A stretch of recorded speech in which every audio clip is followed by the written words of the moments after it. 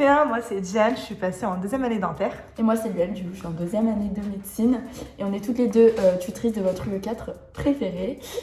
Marco, pourquoi on fait cette petite vidéo aujourd'hui? C'est pour vous parler un peu et vous donner quelques conseils sur comment aborder la période de révision. Et puis parler un peu de la méthode en pharmaco, donner quelques conseils. Parce qu'on sait que pour beaucoup, ça a posé problème. Il faut savoir que la pharmaco, c'est une matière qui ne demande pas beaucoup d'efforts, mais qui vaut le coup. Vraiment, elle vaut le coup, cette matière. Du coup, on va axer la vidéo sous forme de questions qu'on va se poser entre nous. En fait, des questions qui sont souvent dans la tête de P1 à un mois du concours. Alors déjà, je mettrai vraiment mon stress de côté, clairement. Ouais. Parce que souvent, on se sent vraiment débordé à un mois du concours parce qu'on réalise que c'est là où on commence vraiment à compter les jours. Il faut vraiment arriver à faire la part des choses. Mettre sur une feuille les cours qu'on pense vraiment bien savoir, les cours qu'on pense vraiment pas du tout savoir, mettre des petites étoiles, oui, non, bien, enfin voilà. Chacun gère comme il veut. Faire des plannings, c'est très important, surtout pour les personnes qui ne sont pas du tout organisées. Faut avoir une vue d'ensemble en fait, voilà. C'est important. C'est très important pour pas se retrouver à une semaine, j'ai pas fait ça.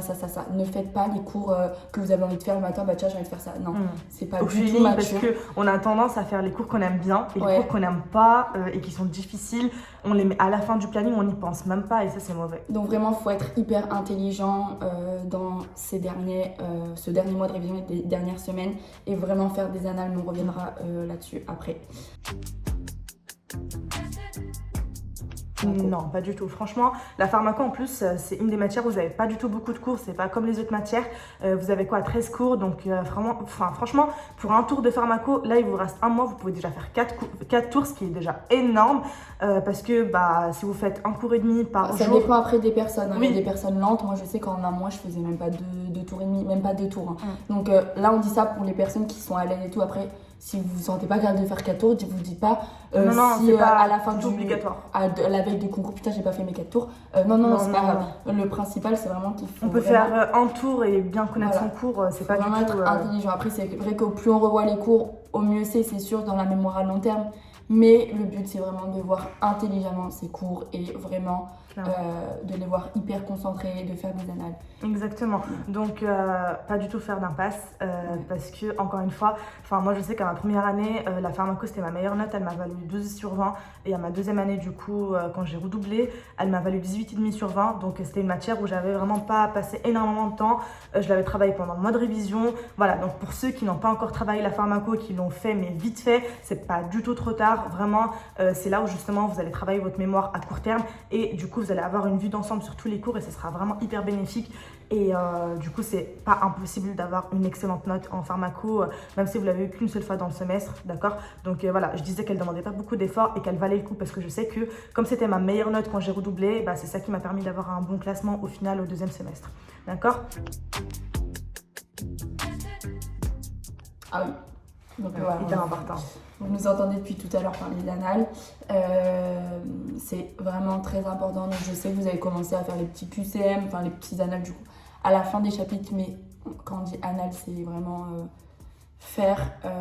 consacrer vraiment 1 heure, voire 2 heures par jour à faire des annales, pas les petites questions à la fin. Non, c'est vraiment se mettre en mode concours, se concentrer.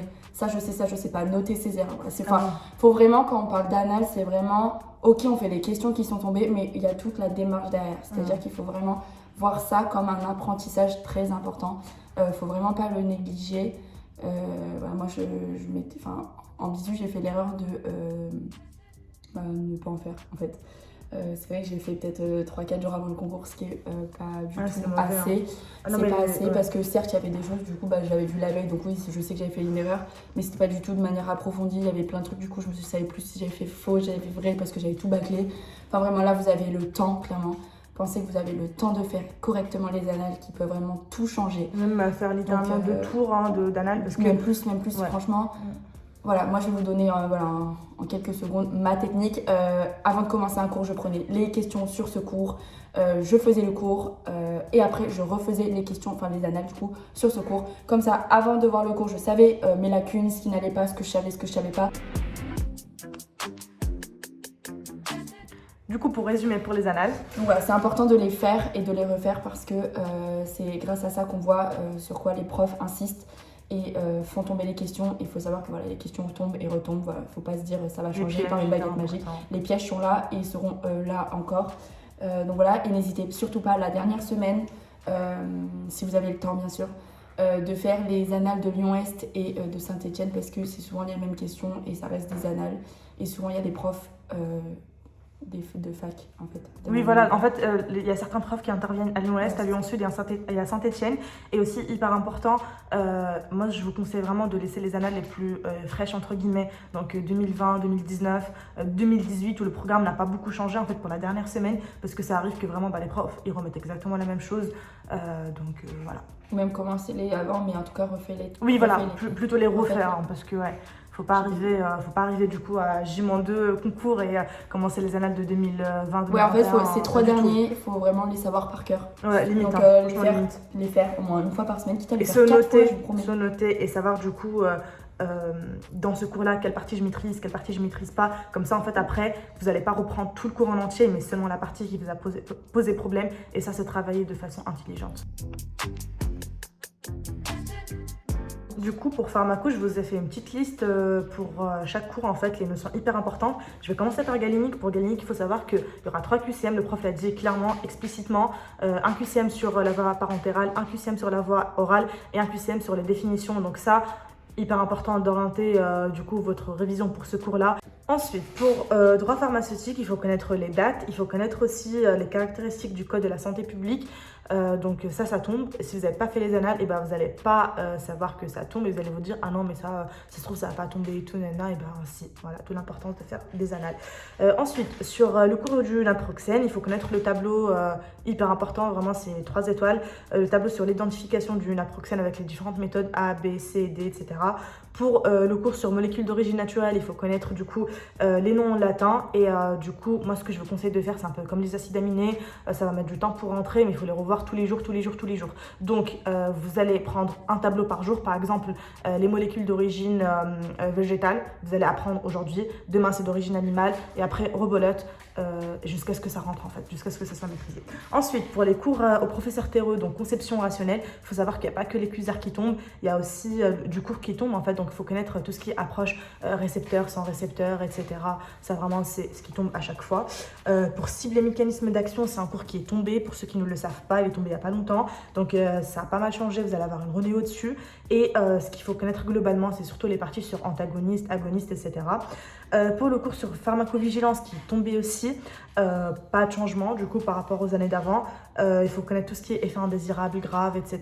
Il faut connaître aussi la notion d'observance. Il faut savoir que pour un autre cours qui s'appelle du coup bon usage du médicament, il y avait cette notion aussi de l'observance qui était traitée, mais comme le prof a changé, le cours a changé, vous avez une renée au-dessus, et la notion d'observance, on n'en parle plus, on en parle plutôt on parle plutôt d'une autre notion. Et du coup, il faut savoir pour ce cours-là, la règle des 5B, de toute façon, je vous ai posé des questions le jour de l'examen blanc et d'école. Donc voilà, le prof, il est revenu dessus plusieurs fois, donc il faut connaître par cœur. Et du coup, pour biotech, faut vraiment savoir les tableaux de fin, en fait, où il y a tous les vaccins, tous les médicaments, les hormones, tout ça. Enfin voilà, par exemple, l'hormone de croissance, à quoi ça correspond. Vraiment, c'est très important parce qu'elle adore faire des pièges sur ça, Madame Cohen. Ensuite, il faut savoir aussi tout ce qui est recherche à long terme, court terme dans l'identification de molécules. D'ailleurs, très important. Petite précision, il ne faut pas faire un pas sur ce cours, il est bien au programme en fait. Juste, il y a une erreur. C'est pas Zimmer qui l'a fait, c'est Monsieur Bourguillon. Donc voilà, c'est juste une... Voilà, si vous regardez les noms des profs, ok, sur le polycopie, c'est pas le même nom, mais le contenu est quand même à savoir. Ouais, hyper important. Le seul cours qui n'est pas au programme, c'est pharmaco-éco, et c'était un cours qui se faisait du coup les années d'avant par le professeur Zimmer. Du coup, voilà, c'est ça. Il y a un petit échange, mais ça ne vous concerne, enfin, ça vous concerne, mais du coup, voilà. Apprenez vraiment juste par cœur les cours et il n'y aura aucun souci, ne vous fiez pas au nom des profs sur les clairement. Sur les poly. Du coup, pour nous, le cours, si le prof met le PDF sur Claroline, c'est que le cours n'est pas encore tombé. S'il met le diaporama sonorisé, le cours est bien tombé. En fait, c'est vraiment le cours comme s'il a eu lieu en amphi. Et du coup, juste par rapport à ça, pour ceux qui n'arrivent vraiment pas à certaines notions en pharmaco, ce que je vous conseille de faire, c'est que maintenant, les diaporamas, les diapositives, elles sont commentées par le professeur. Du coup, il suffit juste, en fait, au lieu d'écouter les 2 heures du cours, aller juste dans la diapositive qui correspond à la notion qui vous a posé problème. Vous cliquez, vous écoutez et vous écoutez du coup l'explication pour cette partie-là. Ça peut être pas mal. Vraiment, c'est un conseil que je vous donne et ça sert énormément, en fait, si vraiment vous trouvez que vous avez besoin, en fait, d'une voix pour comprendre, surtout pour les mémoires, pour les personnes qui ont du coup une mémoire auditive, ça peut être vraiment pas mal. Alors moi je vais vous dire que non. Alors bien sûr que ça permet de voir où on en est un peu dans nos révisions, quels cours nous connaissons et quels cours nous ne connaissons pas. Voilà, exactement. Mais il ne faut vraiment pas se dire ok je suis dans les 100 derniers à l'école du tutorat, donc au concours je serai dans les 100 derniers. Ce n'est pas vrai. Personnellement je n'étais jamais bien classée. Moi non plus. Enfin j'étais jamais dans les dernières mais je n'étais jamais dans les premières non plus. J'avais des notes qui se rapprochaient de 10, soit en dessous, soit au-dessus, mais ça allait jamais plus haut. Et pourtant, voilà, j'ai eu des 18, des 17. Exactement pareil. Donc voilà, ça ne veut rien dire. Alors que pour moi, quand je sortais de l'école, pour moi, je me disais, mais comment ils font pour avoir 18, 17 Quand je voyais, du coup, les années sup parler 18, mais j'étais là, mais comment c'est possible Et au final, si on y est arrivé, je vous assure que vous pouvez tous y arriver. C'est vraiment de l'entraînement. Donc voilà, on vous fait des cols pour vous entraîner, des concours blancs pour vous entraîner. Pour voir ce qui tombe, ce qui peut pas tomber, pour voir où vous en êtes, si vous le maîtrisez. Mais ce n'est pas parce que vous n'avez pas une bonne note ou vous n'êtes pas satisfait de votre classement que forcément vous ne serez pas pris ou que forcément vous serez mal classé. Tout change, voilà, vous êtes encore à un mois, tout peut basculer. Ah oui, clairement. Donc vraiment persévérer, au contraire, voyez votre évolution et refaites l'école à la limite si vous avez le temps, même s'il faut vraiment privilégier les annales maintenant, mais refaites d'école et vous allez voir que là, imaginons vous aviez 8, là peut-être que vous auriez 9 et rien qu'un point, c'est énorme. Donc ne baissez vraiment pas les bras. Oui, c'est vrai.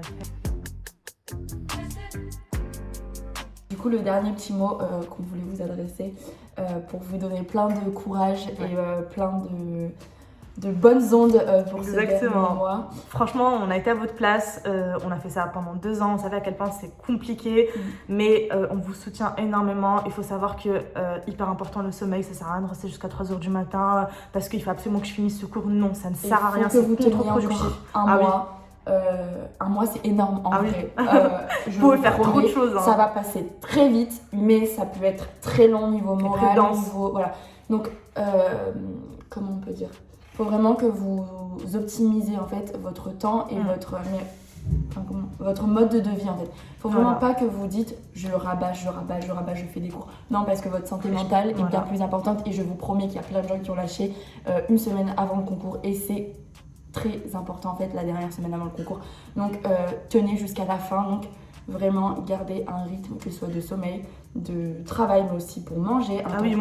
Essayez de manger sainement. Si vous pouvez faire des salades, tout ça et tout, franchement, évitez de vous dire, c'est bon, on s'en fout, j'ai mangé n'importe quoi et tout, juste pas pour gagner du temps en fait, parce qu'on veut seulement gagner du temps et c'est mauvais en fait, parce que encore une fois, comme le sommeil, ça sera contre-productif à la fin.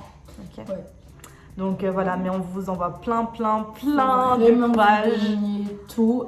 Ça vaut le coup, hein, les gars. Franchement, ça vaut vraiment le coup. Vous serez trop fiers et quoi qu'il arrive, déjà soyez fiers de vous. Exactement. Nous, on est déjà fiers de vous. Pour tout ce que vous avez fait, pour tout le travail. C'est vraiment en fait une fierté que vous devez avoir en vous. Clairement. Et pensez, quand vous avez un coup de mou, pensez pourquoi vous êtes là, pourquoi vous faites tout ça. Et quelle serait la raison d'arrêter ? Aucune. Parce que quoi qu'il arrive, vaut mieux avoir des remords que des regrets, comme on dirait. Clairement. Et même, c'est tellement une fierté personnelle juste de se dire qu'on a pu le faire. C'est une année vraiment qui change en fait. Aller jusqu'au bout. Et sur le plan moral, en fait, vous allez vraiment mieux. Vous allez prendre en maturité. Clairement. Et même au-delà de ça, si vous êtes là, c'est pas pour rien. Et que tout le monde a sa place ici. Vraiment, c'est le point qui est très important. Tout le monde a sa place ici. Tout le monde peut le faire. Et n'écoutez pas les autres, ne regardez pas votre voisin, votre voisine, la personne en face. Ne vous comparez pas non plus. Vraiment, moi j'avais l'impression d'être vraiment, je dis, c'est vulgaire, mais d'être une grosse merde à côté de tout le monde. Pareil, et au final, c'est faux en fait. Parce qu'il y en a qui passent, il y en a qui passent pas, c'est le jeu en fait. Mais en fait, c'est le mental qui va tout faire. Tenez bon, franchement, tenez bon. Et voilà, tout le monde peut dire moi j'ai fait ça, moi j'ai fait 6 tours et alors moi j'en ai fait 2 mais au final je les connais bien, moi j'ai fait tous les annales, enfin voilà, c'est vraiment écoutez-vous, c'est au feeling, vraiment, c'est au feeling. Écoutez-vous, ne vous comparez pas aux autres parce que vraiment, ce qui compte, c'est votre travail à la fin. Comme elle a dit Luan, ça se trouve, vous avez fait 1 tour ou 2 tours grand maximum et vous allez mieux arriver qu'une personne qui a fait 6 tours mais qui les a bâclés, on ne sait pas comment elle les a fait. Donc voilà, avec tous nos conseils, ça devrait le faire normalement. On vous envoie encore une fois plein de courage. Et n'oubliez pas les annales, j'insiste. Et même si vous voulez d'ailleurs des conseils pour les programmes, les annales, comment s'organiser, n'hésitez pas à nous envoyer des messages, même sur mon Insta personnel, mon Messenger, il n'y a aucun souci. Moi non plus. Je pense qu'on est facilement trouvable. Bon, après, sinon, pour les aider, Jen, voilà, vous me trouvez. Exactement. Donc n'hésitez pas, je serais même trop contente de vous aider. Pareil. Donc il n'y a aucun souci sur ça. Avec plaisir en tout cas. Tout ça pour vous. Et ça va le faire. Ça va le faire les gars. Vous serez nos futurs P2 l'année prochaine. Allez, bon courage.